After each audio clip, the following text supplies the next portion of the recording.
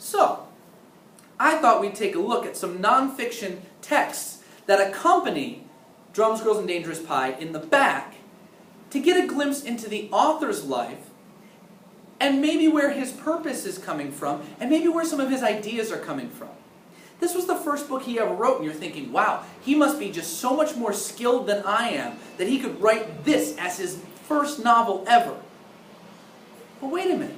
When we got involved in his autobiography, and then when we got involved in his question and answer interview, and we took a look at his nonfiction text about how to create a character, we noticed something very specific across those three individual pieces of the nonfiction genre.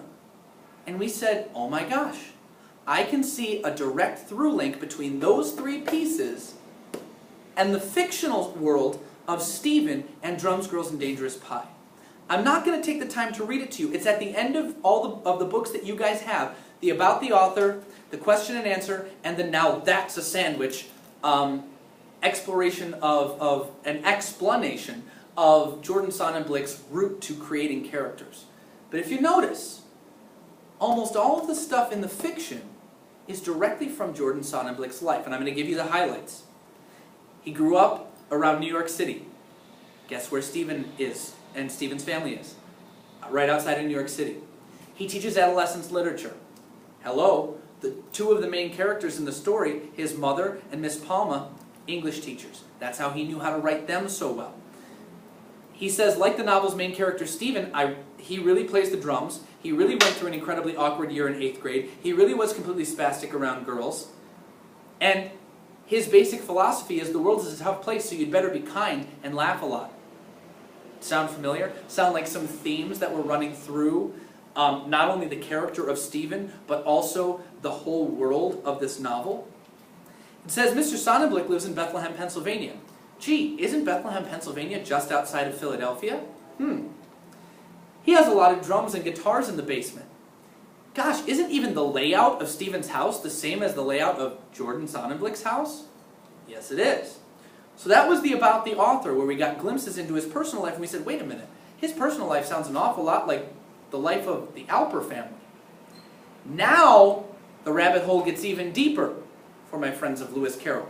Curiouser and curiouser.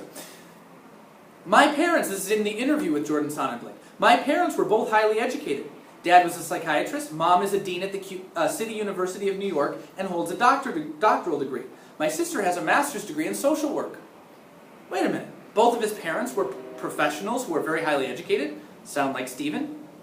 Wait a minute, Dad was a psychiatrist, sister has a master's degree in social work. Gee, wasn't one of the most important characters in this book Mrs. Galley, a guidance counselor? How did he know how to write her so well? He grew up with two people who probably had similar advice to her. Stephen is totally the 13-year-old me. There's the drum thing, the really close female friends, the youngest guy in the band issue, and the sarcasm. All big elements of Stephen's character, directly from Jordan Sonnenblick's life. I never figured out that any girl might be interested in me until far too late. Hello, Stephen didn't realize Annette was totally into him until, she kissed him. Way late, right? He also, and this is just a fun little addition, he also says sigh instead of a quirk that was expressed through Stephen. We wanted our children to be raised closer to their grandparents in New York City and Pennsylvania. Hey, guess what? Aren't the grandparents an integral part, which means necessary, important part of the Alper family's life? They absolutely are, and they live really nearby. How did you get inspired to write Drums, Girls, and Dangerous Pie? He says, I really wrote this book for one amazing girl. Her little brother had been battling cancer for years, and I wanted to find a book she could relate to. When I couldn't find a novel that I felt was a good fit for her situation, I wrote one.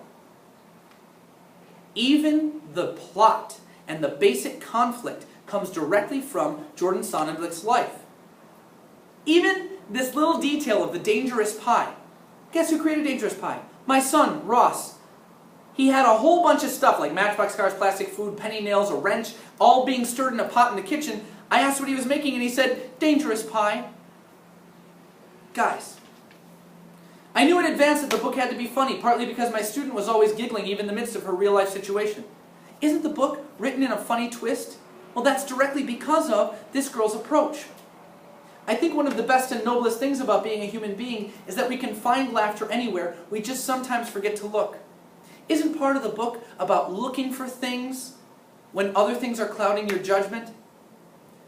All of this stuff is near and dear to Jordan Sonnenblick's heart. Almost cover to cover, everything in this is directly relatable to Jordan Sonnenblick's life. Yes, it was a work of fiction that brought all this stuff together, and that required skill, and that required knowledge about the process of writing and how to craft a story. But there's nothing about what Jordan Sonnenblick did that you couldn't do as well. I challenged you to read for homework, if we didn't get to it in class, Now That's a Sandwich. How to turn your characters into characters. The difference between reading and reading, which is that we get in depth the more specific we are.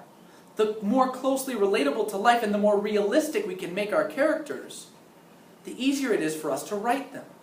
Well, there's a writing activity that you guys are going to get to engage in tomorrow during our creative writing time, where you're going to make a list of people and you're going to think about the quirkiest things from them that you could maybe turn into characters that are very realistic in books, because as we know, the main connection point, especially in a story, is to the characters. That's our main connection point, which is why the author uses the change in the main character to communicate the main idea to us. You're going to get the opportunity to do some pre-writing for a story that maybe you could share, that comes directly from you, that could be a work of fiction, that comes together and really for a specific purpose that you want to communicate to your reader, that you want them to understand so that they can ultimately connect to it. You are going to get the opportunity to bring in this part of yourself and focus it for an audience so that they can really connect to something that's important to you. I hope you're noticing that all these parts of the writer's process, that the writer themselves cannot separate themselves from their work. Otherwise, we get an inauthentic, fake-sounding story. These pieces of nonfiction text, first the biography that was written about Jordan Sonnenblick, then the question and answer, which was an awful lot like an informal autobiography directly from the author, and then a specifically crafted informational text about how to create a character. It gives us this insight, all of these different genres, and knowing how they work together to create in us a picture of who the author is and how he uses his own personal nonfiction life and resources to create a work of fiction that is applicable to everybody who reads it, a wide audience. Hopefully you're seeing all the elements of this year come together. You're going to get the opportunity to do this for a piece of nonfiction text yourself that you specifically craft for a second and third grade audience. Come up with those things that are important to you, that you want to share, that you want to research, that you can give to an audience. And remember that as we're thinking about this, we're also going to need to think about our author's purpose and the process of writing so that we can clearly communicate through allowing a reader to understand us and our information that we're presenting in a meaningful way that they can connect to. I hope you're seeing this whole year come together, guys. It's been so great to see your faces go, oh my gosh, oh my gosh, oh my God, because you're making those connections finally, and I couldn't be happier.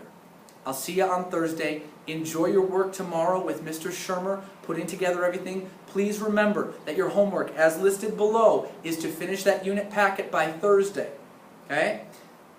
I really want you to get a quality grade on that because you've done the quality thinking that's attached to it. Now just put the little finishing touches on it and you're good to go. I'll see you guys on Thursday. Thank you.